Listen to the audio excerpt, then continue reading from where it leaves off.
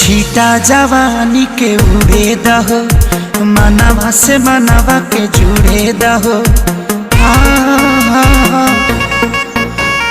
छीटा जवानी के उड़े दहो, मनवा से मनवा के जुड़े दहो। आज सुते द चदरिया तान के टूट जाए